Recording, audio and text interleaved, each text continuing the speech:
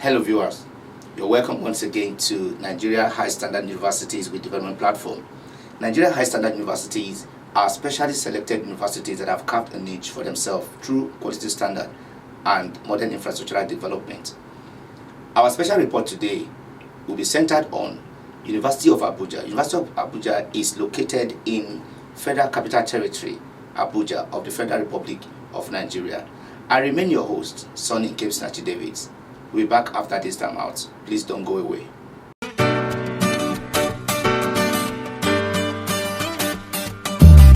Nigeria High Standard Universities. Yes, Nigeria High Standard Universities. Nigeria High Standard Universities is a flagship TV program that is specially designed to promote and unveil the modern technology potentials and facilities of some specially selected Nigerian universities with high standard infrastructure and conducive learning environment. Is your school technology driven? Does your school have the required infrastructure and conducive environment that can compete with other world-class universities? Would you like to show the world the level of technological development in your institution to attract international recognition? You are just one click away from the Hall of Fame. Join the list of the Nigeria High Standard Universities with Development Platform on this station. For inquiry and participation, please call 0813-482-8526, 0818-708-2257, 0806-283-0069. Nigeria High Standard Universities, your window to quality education and desired institution.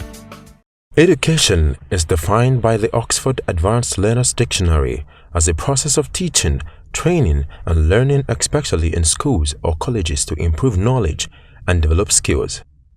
In doing this, many countries, organizations, and individuals has contributed in no small measure by providing conducive environment to make education interesting and desirable. The modern infrastructural facilities and technologies in our school of learning today have not only made learning interesting but fun. Unlike in the 70s and the 80s, where you have to travel miles and kilometers looking for suitable library that can provide you with the particular information you need to meet up with your research or any given academic assignment. The University of Abuja is one of such schools in Nigeria with a high-level prospect in what can be referred to as the promising future. Founded in the 1st of January 1988, the University of Abuja is strategically located on the International Airport Road in the heart of the Federal Capital Territory, FCT, Abuja, Nigeria. The school has produced respectful men and women of high repute who are serving in different fields of endeavor within and outside the country. A school that started with a few number of students has today witnessed a tremendous level of growth in both human and infrastructural development. The university runs regular degree, diploma, and postgraduate programs and has a center for distance learning school due to its location in the Federal Capital Territory. This has also provided university education to those who cannot acquire such education through the regular university system and those interested in acquiring new knowledge and specialized skills. The university runs a consultancy services, sub-degree programs, and an institution of education to cater for the professional needs of teachers and specialized needs of government education bodies. Faculties and colleges include College of Health Sciences, Faculty of Arts, Faculty of Agriculture, Faculty of Education, Faculty of Engineering, Faculty of Law, Faculty of Science, Faculty of Social Sciences, Faculty of Management Sciences, Faculty of Veterinary Medicine, School of Postgraduate Students, School of Remedial Students. The university has its mini campus in Gwagwalada, Abuja, Nigeria, and a permanent site covering about 11,824 hectares located along the Kaduna-Lokoja-Abuja Road. The permanent site is home to the Faculty of Arts, Science, Veterinary Medicine, Agriculture, College of Medicine, and contains the University Senate and other administrative buildings. The mini campus is at the moment the temporary location to the Faculty of Social Science, Management, and Law. The assumption of the present Vice-Chancellor of the university in the person of Professor Michael U. Adiku is not only timely but strategic. Addressing the media on the account of his 1 year in the office, Professor Adiku enumerated some of the university's key achievements from the time he resumed. Harmony on campus, staff development and promotion, constructive restructuring of academic programs, regular inaugural lectures, collaborations and partnership. Let's hear from the Vice Chancellor himself. University of Abuja, as you all know, is about 27 years old now.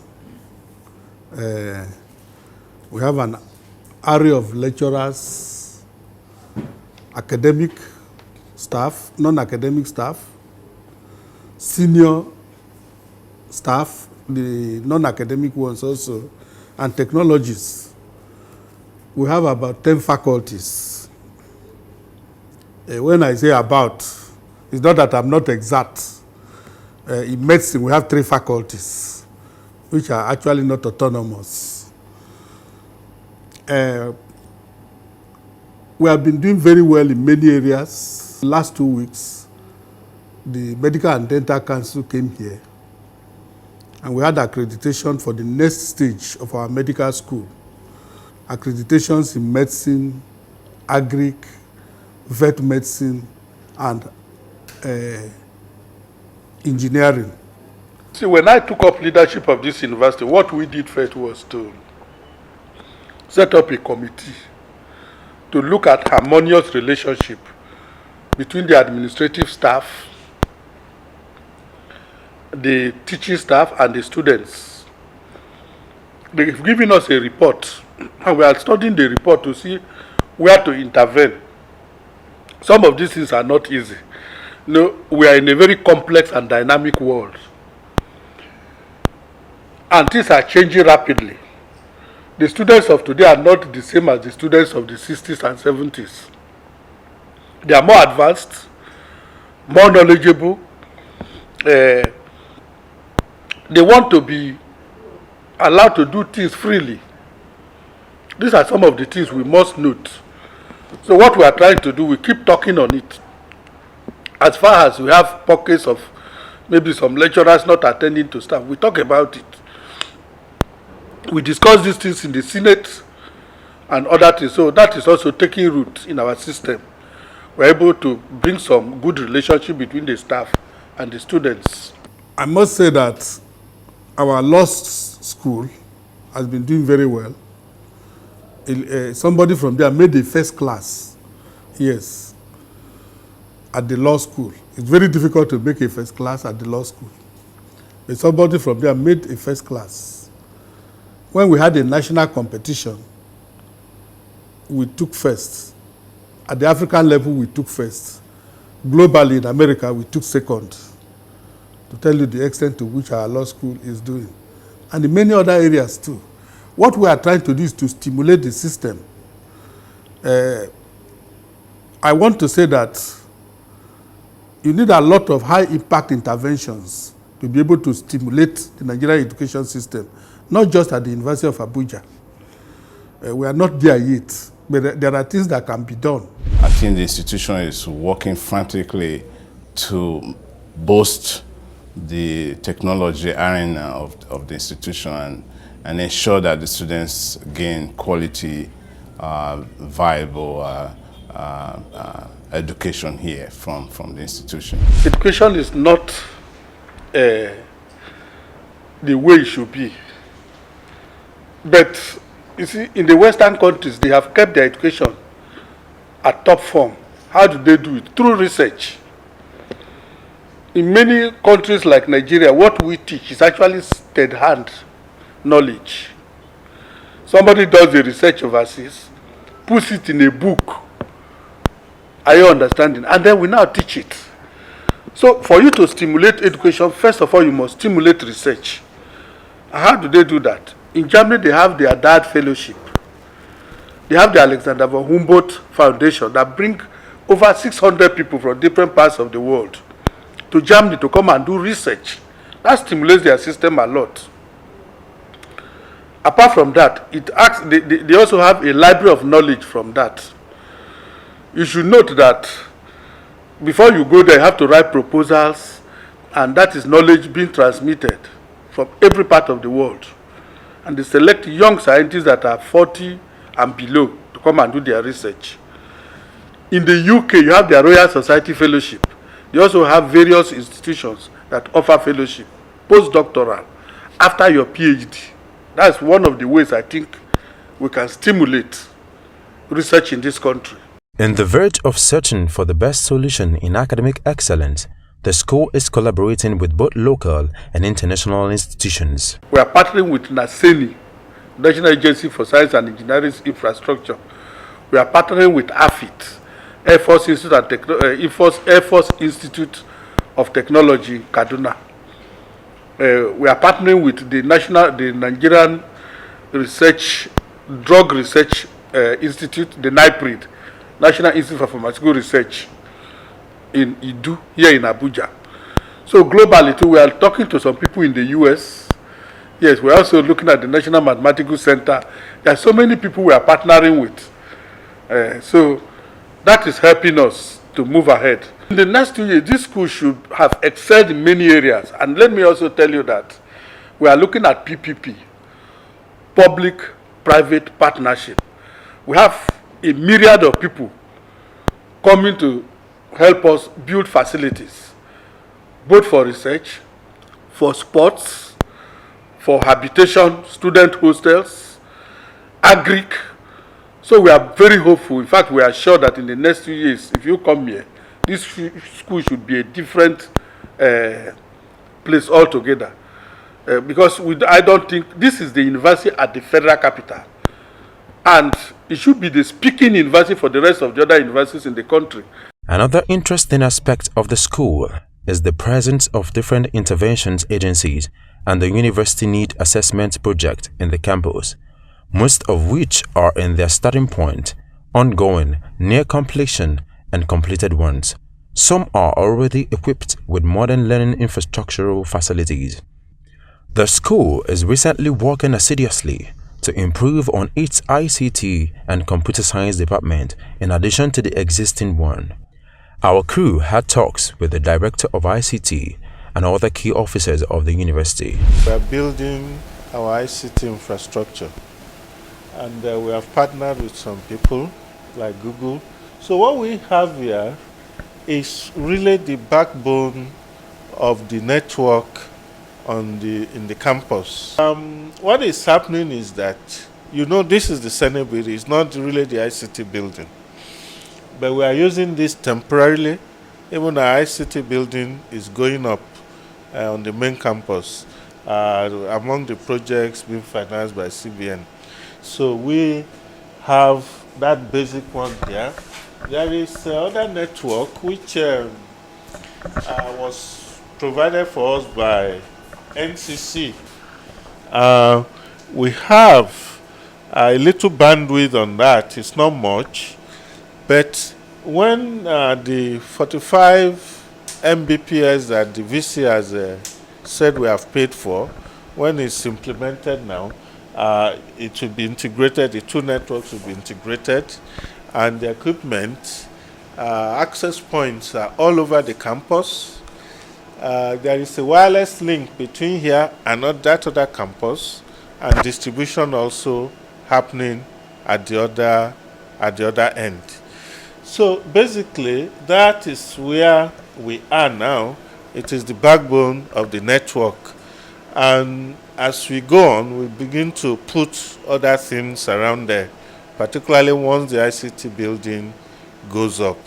We have all equipments, all connections terminating here. All our bandwidths terminate here. We have a direct link from here to the permanent site on a fiber optic link. So it's like we're at the permanent site. We also have another link to the teaching hospital so that we can collaborate to the teaching hospital with, for our students to be online all the time. So from here, all the information online comes here. And at this point, we store our information and we back them up. And from here, we can get all our statistical data of our students, detail of our students, payment, and all those issues. are all stored at this point. As you know, there's no education cannot function effectively without computer science, at least at present. So we have been doing much to make sure that computer science is deployed in the service of the entire university. This is the College of Health Science e-library, and it's open to the staff and the students of the College of Medicine. As you can see, it's for resource purposes. It's equipped with the internet and e-library facilities and some other resources for the medical students and the staff. As we can see, students are using it now for research, and they are able to access the Hinari site on it and some other open and premium research database for the College of Health Science. The social media can be used as a tool to improve the educational standards, and not a tool to bring out negative vices in the youth. And this can be done by the university having different accounts, and this account will interact directly with the students on educating them on particular issues. Like, let's say, a course, a lecturer that has a particular social media account, let's say on Twitter, can create a Twitter account, then he interacts with the students on particular course or on a particular topic at that time. And this, in a way, takes the students away from their normal way of engaging in social vices and educating them on social media. Practically everything you do as a student and staff can be done using Google Apps for Education. Like, the apps for education can be used for collaborative studies between students. Students can work collaboratively from different locations at different or the same time, working on the same document.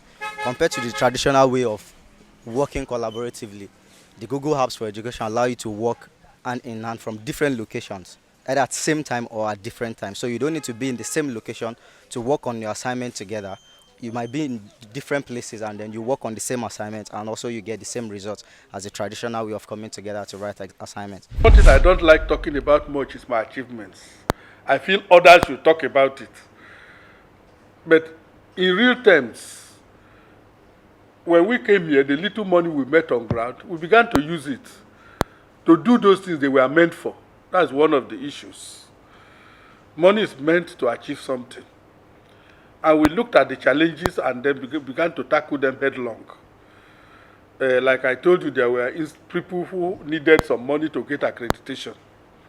Our vet faculty, our engineering faculty, our medical faculty. So that's why you see a lot of structures going on. The other thing I also looked at is staff welfare, promotions. It's going on regularly. So with that, you are likely to have a good system and be able to work in that system. Where the staff are very agitated, you are not very likely to get good results. I think what I've tried to do is to stimulate the entire system academically. Honestly, the present administration has done very, very well in terms of infrastructure and in terms of even manpower development. They have done a lot, and we believe that if they will continue in the next 2 years, that this university will be a force to reckon with. Professor Michael Ajiko, he's a silent achiever. He's really, unruffled, comfortable man, and he does his work. I really would, want to commend him excellently, because, he came and all these initiatives that he's doing, we are really, being supported to carry out our work. Salaries are being paid, promotions, backlog of promotions have been, cleared, and so much is going on. The buildings are coming, and really, the university is coming up, the way that the university of our dreams. So we know that with his, under his administration, more strides are going to be made. Accreditations have taken place, and we are really, grateful for that, and we want to commend him. We have the A-library. There are about 15 pieces here that students and users, especially the lecturers, can use from time to time. We can access the databases that are available in the websites of the university. Among them, we have the Agora, we also have the NRI, we have the Gestor, and also Design Direct, among others that are available in the website of the university. Presently, we have this 50 number donated by the NCC and USPF, that is Universal Service Providers Fund or Provision Fund. So we just relocated them from the Senate building. They are better in the library. Initially, they were planned for the library, but because of lack of accommodation, they were taken to the Senate building. So they've been relocated here. It's going to be one of the biggest and one of the best, which can even be used for this computer-based testing, CBT, which JAMB is doing presently. So we can provide facilities for such activities. And also our students, if they come here, they will be able to access electronic resources, electronic databases from those we subscribe to and those we have links to from our website. I must say that, one, I've been in academics for long. I know what a university should need. That's one. I've also done postdoctoral research in other countries. So I also know what normal universities do and what they should be interested in doing. So it's only trying to transfer my past knowledge. The major problem we have here is lack of finance. If I have it, I could do more than you're seeing. But within the limited amount of money we're having, we've been able to achieve all the things you're seeing. So we are doing things in the normal way, not anything extraordinary. Most of the time, our governments take decisions based on newspaper reports. We don't have enough people in this area. They say, hey, is that so? Or they went overseas and saw something. So they want to translate it here. No, that's not right. Those things you are seeing overseas, they are not, they may be oversized for us. You don't wear the coat of an old man onto a small person, a young man. Are you understanding?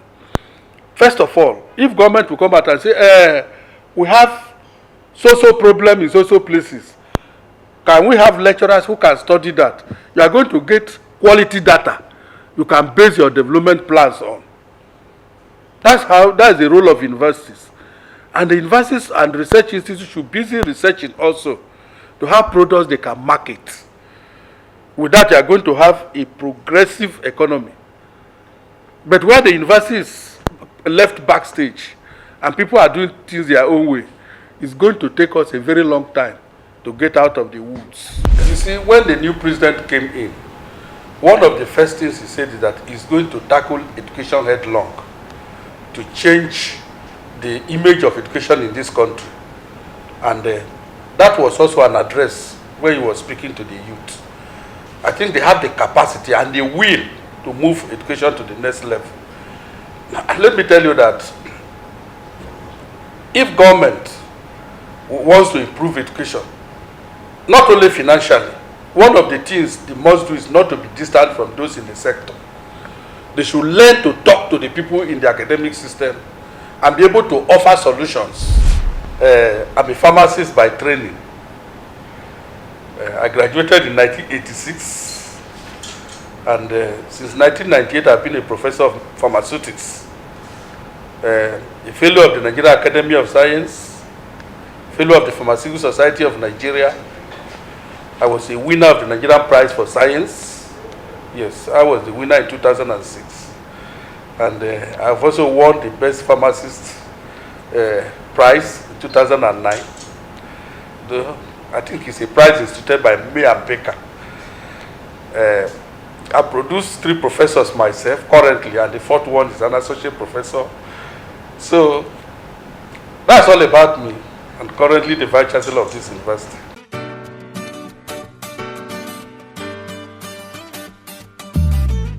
Nigeria High Standard Universities. Yes, Nigeria High Standard Universities. Nigeria High Standard Universities is a flagship TV program that is specially designed to promote and unveil the modern technology potentials and facilities of some specially selected Nigerian universities with high standard infrastructure and conducive learning environment. Is your school technology driven? Does your school have the required infrastructure and conducive environment that can compete with other world-class universities? Would you like to show the world the level of technological development in your institution to attract international recognition? You are just one click away from the Hall of Fame. Join the list of the Nigeria High Standard Universities with Development Platform on this station. For inquiry and participation, please call 0813-482-8526, 0818-708-2257, 0806-283-0069. Nigeria High Standard Universities, your window to quality education and desired institution.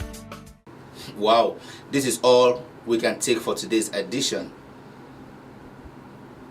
For participation and inquiry, please take note of the contacts on your screen. Until we come your way again, same time, same station, I remain your host, Sonny Kim Sachi David. Bye for now.